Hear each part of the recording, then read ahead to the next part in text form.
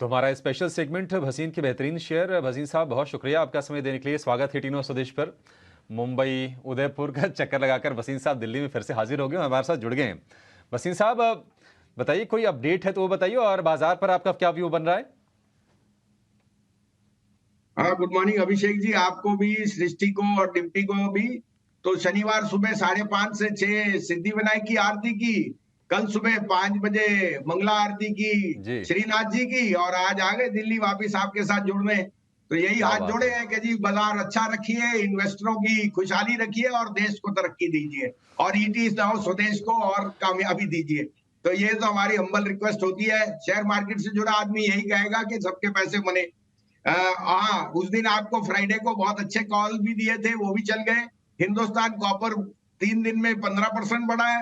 Copper prices are at new high, 3 year highs. आपको India bull real estate कहा था, वो 11-12% बढ़ा है। वो अभी मुझे लगता है शुरुआत है, इसकी री रेटिंग होगी इस साल में दुगना। तीसरा था फेडरल बैंक।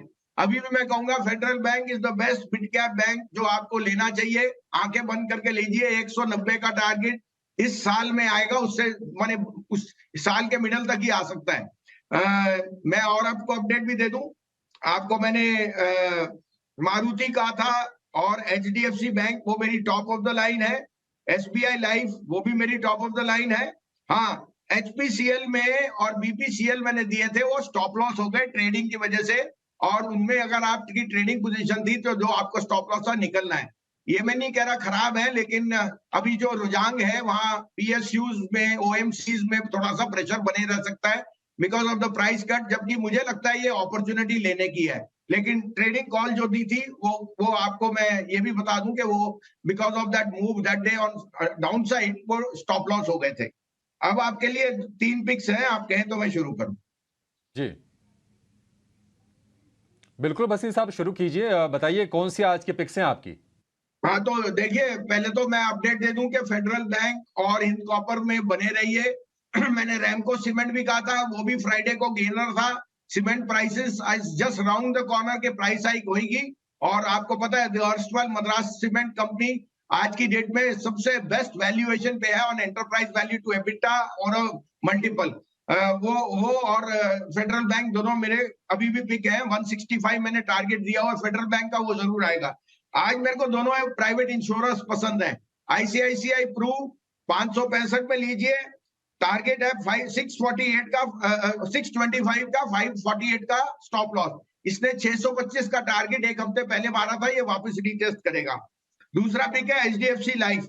मेरे को एचडीएफसी लाइफ में जो अब कंसोलिडेशन के बाद ब्रेकआउट आ रहा है, ये सबसे आउट परफॉर्म होएगा एसबीआई लाइफ के बाद।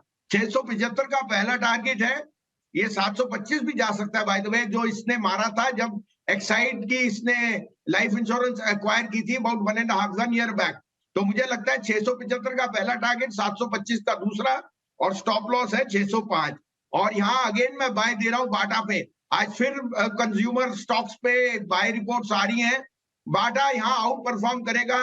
जैसे ही आप देखेंगे the chappal move from campus to Bata, और जो जूते हैं उनमें तो आपको वेरिएंट आ रहा है। As a brand, as a contract manufacturer, Bata will reign supreme. तो बाटा मुझे 1550 का टारगेट दिख रहा है, 1367 का स्टॉप लॉस। तो ये कॉल्स आज के भसीन साहब की तरफ से। भसीन जी, वेरी गुड मॉर्निंग। देखिए, वीकेंड पे इलेक्शंस की डेट भी सामने आ गई है। 19 अप्रैल से इलेक्शन स्टार्ट होने वाले हैं, और कैसे देख रहे हैं ज़रा बाजार 19 अप्रैल तक, और 19 अप्रैल के बाद किस तरीके की बाजार की चाल रहेगी? क्या कुछ फैक्टर्स रहेंगे जो कि इस चाल को डिफाइन करेंगे आपकी तरफ से? हाँ, गुड मॉर्निंग। नहीं सृष्टि जी, ये तो सूट शेयर का काम है, इतना मैं नहीं क्वालिफाइड। मगर मैं आपको जैसे बोल रहा हूँ, 25-26 के बाद आपको बहुत अच्छी रैली आएगी टिल मिडल ऑफ अप्रैल। वहां हल्का होने का है।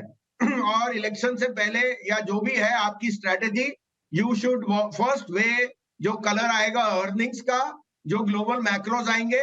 बट अगर रैली वापस आती है तो एक बारी आपको थोड़ा सा इस बारी कैश रेस करना चाहिए। You must take some profit before the elections, क्योंकि electoral verdict can be volatile. मैं ये नहीं कह रहा पॉजिटिव नेगेटिव, 90%, 99% पॉजिटिव उसमें ऑलरेडी बिल्ट इन है। उसके ऊपर वी विल सी कि क्या रिफॉर्म के मेजर्स एंड सो ऑन। लेकिन मेरी सजेशन ये है, पहली इलेक्शन की डेट से पहले प्रॉफिट टेकिंग का एक बाउट जरूर आएगा। पहले आप न्यू हाई देखेंगे 22,500 का, वहां पे थोड़ा सा घर प्रॉफिट ले जाइए। वसीम साहब बहुत बहुत शुक्रिया, थैंक यू वेरी मच ये सारी की सारी जानकारी हम तक पहुंचाने के लिए। आपने शेयर्स भी बताया, थोड़ा बहुत आपने हिंट भी किया हमको कि कैसे इस चुनाव के नंबर्स को प्ले करना है। बहुत शुक्रिया सर, थैंक यू। आज के कौन से हैं भसीन जी के बेहतरीन शेयर्स?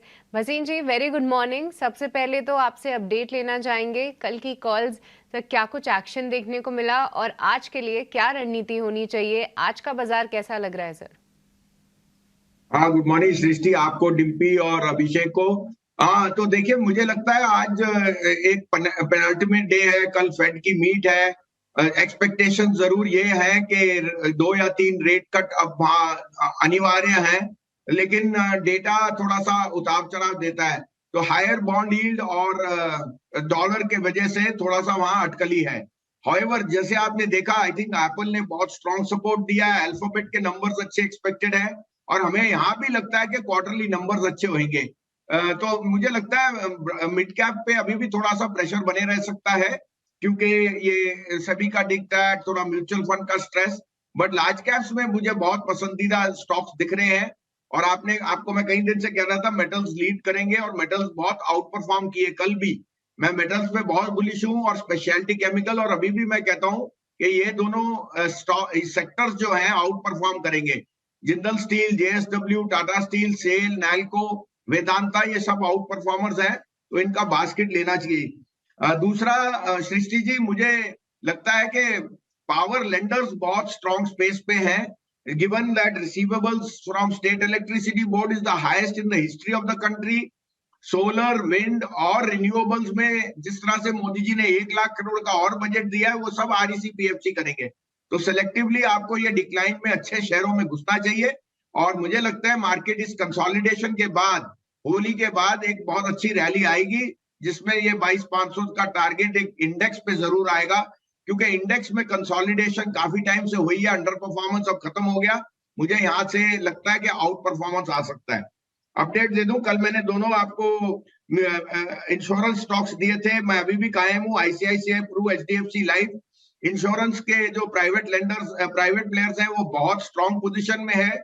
और उनका फोकस अब not only on insurance new product, deposit पे भी बड़ा स्ट्रॉन्ग है, क्योंकि आप देख रहे हैं liability franchise is giving better, और इनके यहाँ यील्ड्स में मार्जिन बहुत स्ट्रॉन्ग होते हैं। तीसरा मैंने बाटा कहा था, वो मैं अभी भी कंफर्म हूं कि consumption stocks are going to lead the way. Godrej consumer मेरा एक टॉप पिक होता था, वो न्यू हाई पे गया है, और मुझे लग रहा है Bata will do extremely well in the coming quarter. आज के लिए 3 पिक्स हैं, आप कहें तो मैं शुरू करूं। बिल्कुल बिल्कुल भसीन साहब, शुरू कीजिए, इंतजार ही कर रहे हैं हम लोग।